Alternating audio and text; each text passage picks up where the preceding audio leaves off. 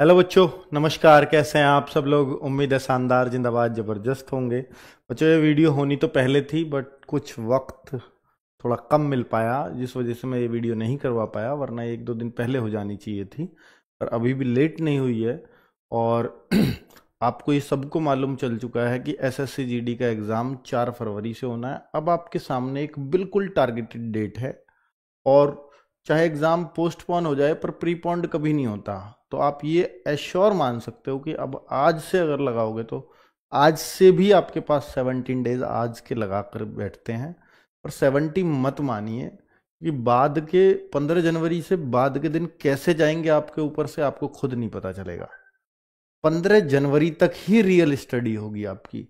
पर यहाँ से एक बात अच्छी हो गई है कि भाई साहब, ये जो अब दिसंबर का महीना है ना, इसमें आप पूरे फ्री माइंड तैयारी कर सकते हो। जो ये सोचते हो कि भाई मैं इसमें क्या कुछ नया भी पढ़ सकता हूँ, तो जी बिल्कुल पढ़ सकते हो। और किस तरह से अपनी पढ़ाई में नयापन ला सकते हो, मेरी उस तरह की भी एक स्ट्रेटजी है। अगर आप इसको फॉलो करते हैं, जो हम टाइम टू टाइम लाते हैं एसएससी जीडी वाले बच्चों को, क्योंकि इन बच्चों को बहुत समझ नहीं होती, स्पेशली एसएससी जीडी वाले बच्चों को।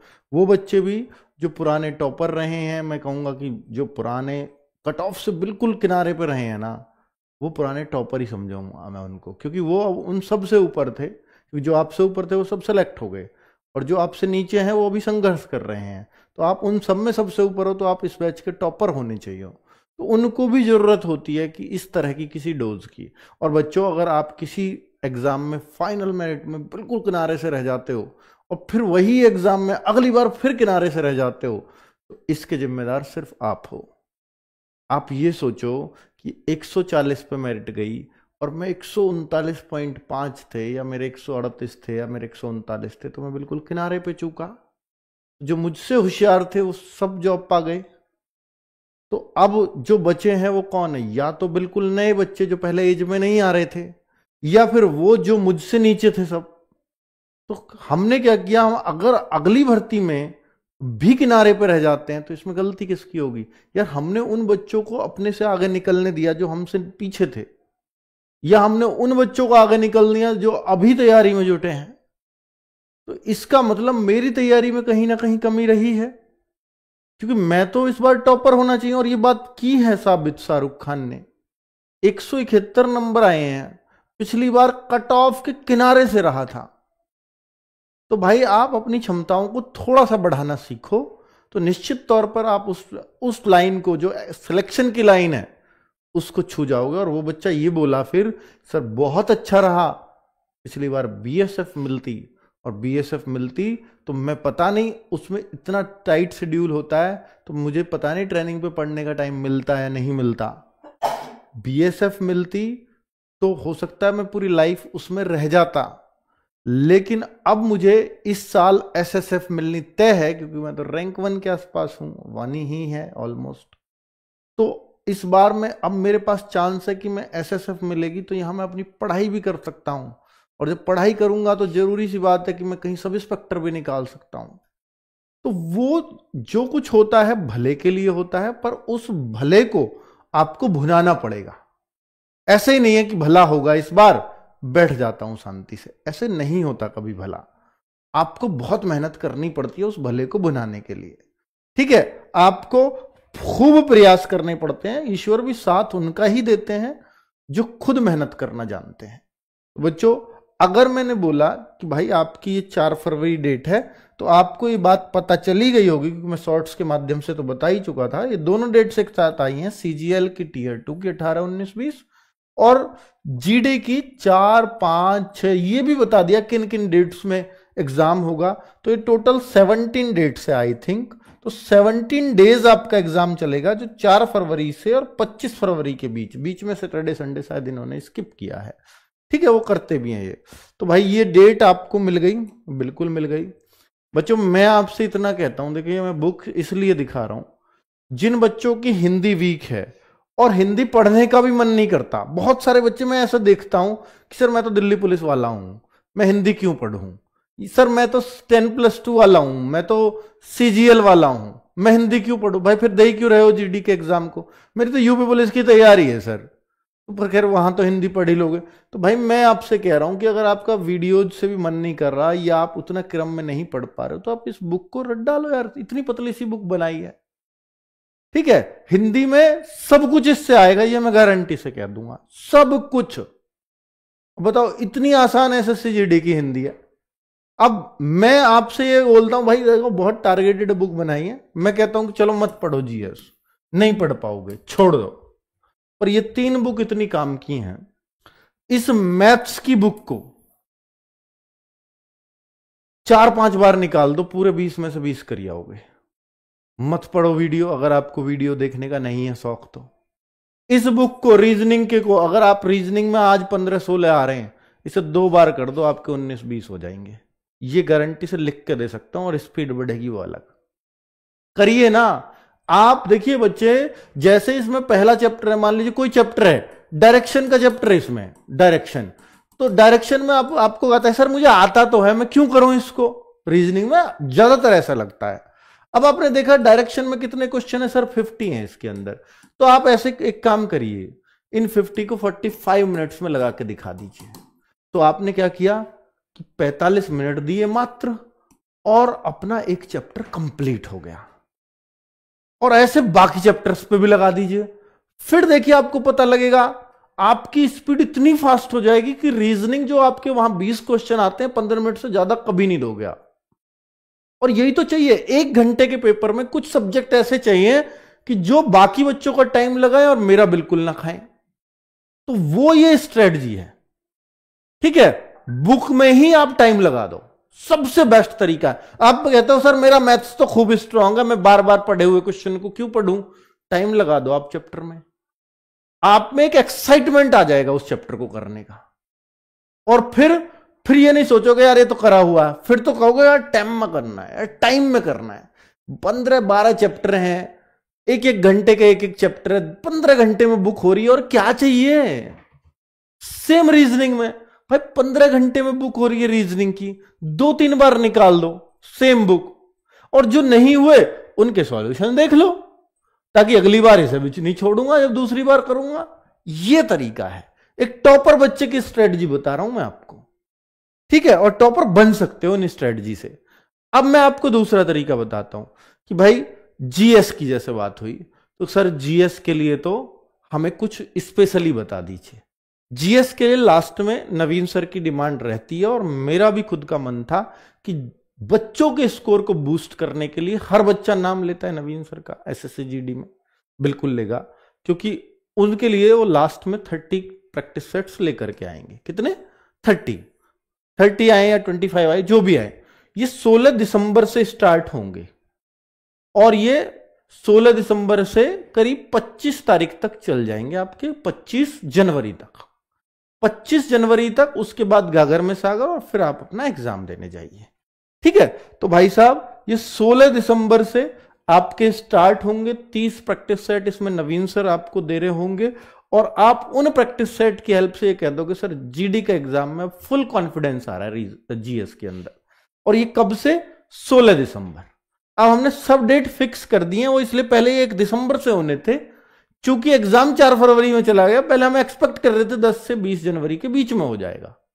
ठीक है, पर एग्जाम लेट हुआ, तो मैं चाहता हूं कि ये एग्जाम के जितना नजदीक होगी ये सीरीज उतना बढ़िया रहेगा आपको। लेकिन फिलहाल क्या करें वो भी मैं बताऊंगा। एक बच्चों, आप लोगों से रिक्वेस्ट है, अगर आप मैथ्स में या तो आप बुक कर लो अगर आप कर सकते हो तो, लेकिन बुक में ऐसा लगता है सर ये हो गया ये नहीं हुआ, ये हो गया नहीं हुआ, कॉन्फिडेंस डाउन हो रहा है। एक बार होगा कॉन्फिडेंस डाउन, जो नहीं हो रहे उनको सॉल्यूशन देखो, फिर समझो, हो जाएगा। ठीक है, फिर अगली बार फिर टाइम लगा दो, फिर उनमें से आधे हो जाएंगे, फिर भी आधे रह जाएंगे, फिर उन्हें फिर से देखो, फिर नहीं रहेंगे। ये एक तरीका है। पर मैं उससे अलग भी एक बात बता रहा हूं आपको कि उन बुक के अधिकतर सॉल्यूशन आपको इन वीडियोस में मिल जाएंगे, उसी मैथ्स की बुक के। 1 शॉट है दीपक सर का, 1 शॉट 1 चैप्टर, अभी स्टार्ट हुआ था, ज्यादा दिन नहीं हुए हैं, पिछले मंडे से स्टार्ट हुआ, 4-5 ही क्लासेस हुई हैं। भाई साहब सुबह 8 बजे चल रहा है। जो लोग कतराते हैं कि सर मेरा मैथ्स थोड़ा वीक है, मुझे लास्ट टाइम पे बता दो मैं क्या करूं, ये टोटली 14-15 वीडियो होंगी सर की, सुबह 8 बजे से 2 से 2.5 घंटे की होगी। इन वीडियोस के क्वेश्चंस को प्रैक्टिस में ले आना। जिनका मैथ्स वीक है इन वीडियोस को 2-2, 3-3 बार कर लेना। आपको इनके क्वेश्चंस को लिखना और बिना देखे कर लेना, तो आपको बहुत फायदा मिलने वाला है आपके रियल एग्जाम में। ठीक है, प्रैक्टिस में फिर बोलता हूं कि जैसे सर ने वीडियो में क्वेश्चन कराए उन क्वेश्चन को किताब से देख के कर लेना, उसी टाइप के क्वेश्चंस को, आपके पास चाहे जो भी किताब है, क्योंकि इस वीडियो में ओनली टारगेट एसएससी जीडी है। ठीक है, तो आपको विशेष फायदा मिलेगा। अगर आपने मैथ्स पढ़ा है या नहीं पढ़ा है, या बहुत वीक हो, मैंने पहले भी बोला था कि वन शॉट क्लासेस को ले जाइए दीपक सर की को, लास्ट टाइम पे करा रहे हैं तो बहुत सही चीज करा रहे होंगे। इसके बाद 16 दिसंबर से फिर हम एक ऐसा मिक्स प्रैक्टिस सेट करेंगे कि जो वन शॉट को लेकर के आया है तो अपने मिक्स सेट में बहुत कुछ बढ़ा लेगा फिर वो। क्योंकि अभी क्या कर रहे हो, एक चैप्टर का माइंडसेट है आपका, सर एलसीएम कर रहा हूं तो एलसीएम वाला ही है, अगला चैप्टर कर रहे हो सर परसेंटेज, तो परसेंटेज वाला ही माइंडसेट है, वो होते चले जाते हैं क्वेश्चन। लेकिन फिर एक मिक्स चाहिए, तो 16 दिसंबर से फिर एक मिक्स प्रैक्टिस सेट, वो 25 आए या 30 आए, नवीन सर के पैरेलल चल जाएंगे, दीपक सर के। ठीक है, चलो अब ये जो है इतना नवीन सर का प्रैक्टिस सेट नहीं हो रहा, तब तक हम लोग क्या करें, तो ये जीएस के इन्होंने क्या किया है, अपने अजीत सर ने, इसका आप विशेष मतलब महत्व समझना। 20 तारीख से इनको नयापन दिया। वो क्या नयापन था, और वो बहुत अच्छी सोच थी। और इन सर की एक बहुत खास बात है कि एग्जाम ओरिएंटेड पढ़ाते हैं। तो मैं आपको एक बात बताऊं कि इन्होंने क्या किया कि जैसे आपका अपना पॉलिटी है उसको 15 चैप्टर्स में बांट दिया, इकोनॉमिक्स है तो टोटल 15 चैप्टर्स में बांट दिया, आपका ज्योग्राफी है तो 15 चैप्टर्स में बांट दिया, पहाड़ पर्वत नदी एक चैप्टर, ऐसा कुछ बना के। ठीक है, तो ये क्या करेंगे कि हर दिन उस चीज से मतलब ज्योग्राफी के 5 क्वेश्चन लाएंगे और उसी चैप्टर के लेकर के आएंगे, और आपको कल के लिए बता देंगे भैया ये चैप्टर है, तो आप थोड़ा रिवाइज करिए, या उन 5 क्वेश्चन के इर्द गिर्द ये पूरे चैप्टर को पढ़ा देंगे, तो आपको पूरा चैप्टर रिवाइज हो रहा है। तो हर दिन एक चैप्टर हर सब्जेक्ट का कवर होता चला जाएगा, 15 प्रैक्टिस सेट में पूरी रिवाइज हो जाएगी जीएस। ठीक है, ये करने वाले कर रहे हैं, 5 हो चुके हैं, 6ठा कल होगा। ठीक है बच्चों, तो ये आप कर सकते हो, बहुत हेल्पफुल रहेंगे।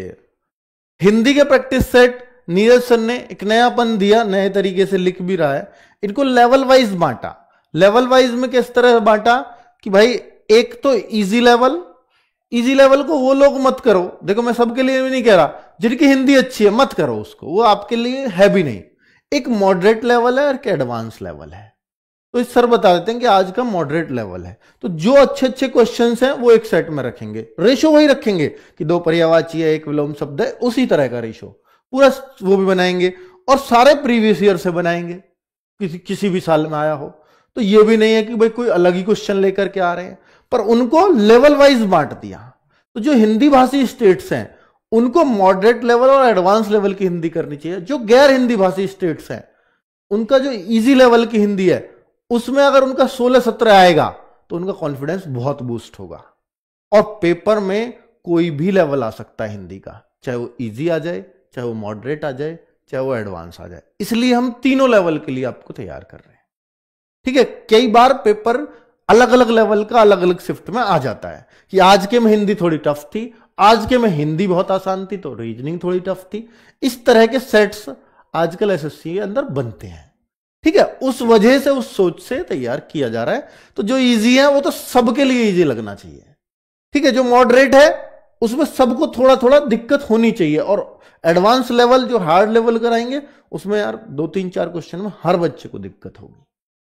ठीक है, और वो चिंता की बात नहीं है बच्चों। फिर रीजनिंग में हमने सोचा कि यार रीजनिंग तो वैसे ही सब कर लेते हैं, पर राहुल शर्मा सर ने क्या किया रीजनिंग के कि डेली प्रैक्टिस सेट आप चाहे ना भी कर रहे हो कि मिनी मॉक टेस्ट में कर लेंगे बहुत है, तो इन्होंने क्या किया कि 6 डेज रीजनिंग कर लेना, बस आप 6 दिन रीजनिंग कर लेना अगर आप डेली प्रैक्टिस सेट में नहीं आ रहे हो तो इनको कैसे करें तो इन्होंने क्या किया, हर शनिवार लगाया। तो मैंने बोला कि इस बार तो हर शनिवार बोल दिया, पर अगली बार से हर सैटरडे एंड संडे ये एक लॉन्ग मैराथन लेंगे जिसमें 2-3 चैप्टर एक ही वीडियो में खत्म कर देंगे।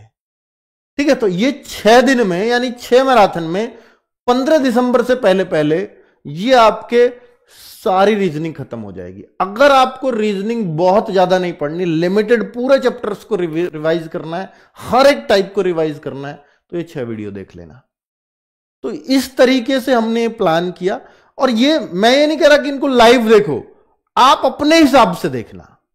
जैसे इन्होंने देखा, देखो मैराथन 1 है तो coding, decoding, analogy, similar test, in classification सबको एक ही चैप्टर में लपेट दिया। ऐसे पूरे रीजनिंग को 6 चैप्टर्स में खत्म कर देंगे। तो आप इन्हीं वीडियोस को देख लो, बस मत करो रोज के प्रैक्टिस सेट। लेकिन ये उनके लिए है कि जिनको चैप्टर वाइज करना है, और जिनको प्रैक्टिस ही करनी है सिर्फ, तो बुक से कर लो, मिनी मॉक टेस्ट से कर लो, रोज का प्रैक्टिस सेट ले लो। जो आपको करना है कोई सा एक काम कर लो, कोई सा एक काम, सारे कारगर है। ठीक है, मैं ये नहीं कह रहा कि हर बच्चा सब में उलझा रहे, सब में उलझने से सिलेक्शन नहीं होगा। क्लियर कट रखो यार, मुझे ये करना है, और कोई सा भी एक काम शिद्दत से कर लिया, सब में सिलेक्शन है। और सारे करने बैठ गए, कहीं भी कहीं के नहीं रहोगे। इसलिए तो कहते हैं यार, सारे लोगों से पढ़ रहे हो तो सिलेक्शन नहीं होगा, किसी एक से पढ़ रहे हो सिलेक्शन होगा। मतलब रीजनिंग के मैं इससे पढ़ लूं, इससे पढ़ लूं, इससे पढ़ लूं, उससे पढ़ लूं, नहीं होगा सिलेक्शन, पक्की बात है। मैथ्स इससे पढ़ूं, उससे पढ़ूं, उससे पढ़ूं, नहीं होगा सिलेक्शन, पक्की बात है। एक से पढ़ो, सब कुछ पढ़ो, जो पढ़ा रहा है उसको, क्योंकि हर एक आदमी अपने आप को संपूर्ण रखना चाहता है। हर एक टीचर ये चाहता है कि मेरा पढ़ाया हुआ सब कुछ आए, तो सब कुछ दे देना चाहता है। लेकिन अगर आप कई जगह पढ़ोगे तो फिर आप कहीं से कुछ भी नहीं बटोर पाओगे। इवन थोड़ा थोड़ा बटोरोगे, लेकिन वो मिक्सअप कर लोगे। कोई किसी का तरीका कुछ है, किसी का तरीका कुछ है, किसी का कुछ है। ये इन सब चीजों से बचना है आपको। ऑनलाइन के फायदे बहुत हैं, पर नुकसान भी बहुत है अगर आप सही सिलेक्शन नहीं कर पाते हो तो। ठीक है, चलो भाई, मिनी मॉक टेस्ट मैंने आपको बोला तो था कि मिनी मॉक 1 दिसंबर से दूंगा, पर ये 1 दिसंबर से हो नहीं पाएगा, क्योंकि बहुत लंबा चलाना पड़ेगा। मैं चाहता हूं कि टिल एग्जाम तक चले मिनी मॉक। अब चूंकि एग्जाम 4 फरवरी से है, हम सोच रहे थे पहले मैं 10 से 20 जनवरी के आसपास होगा, कर लेंगे। तो मैं मिनी मॉक भी आपका 1 जनवरी से स्टार्ट करूंगा, वो पूरे 30 दिन करेंगे, 1 जनवरी से 31 जनवरी तक। इवन मैं 4 फरवरी तक भी करा दूंगा, कोई दिक्कत नहीं है, क्योंकि 4 फरवरी को भी हम देंगे कि जैसा पेपर आया उस तरह का मॉक टेस्ट बना के आपको। ठीक है, तो वो तब तक भी करेंगे, 4 फरवरी तक ही करेंगे लोग, 4 फेब को भी मिलेगा आपको। क्लियर? तो मिनी मॉक टेस्ट 1 जनवरी से हम लोग शुरू कर रहे हैं। तो ये पूरी स्ट्रेटजी है, आपको जो फॉलो करना है, जिस तरह से करना है करिए। मैंने आपको अपने सुझाव दिए कि किस किस तरह से आपको पढ़ाई करनी है। ठीक है बच्चों, नमस्कार, धन्यवाद।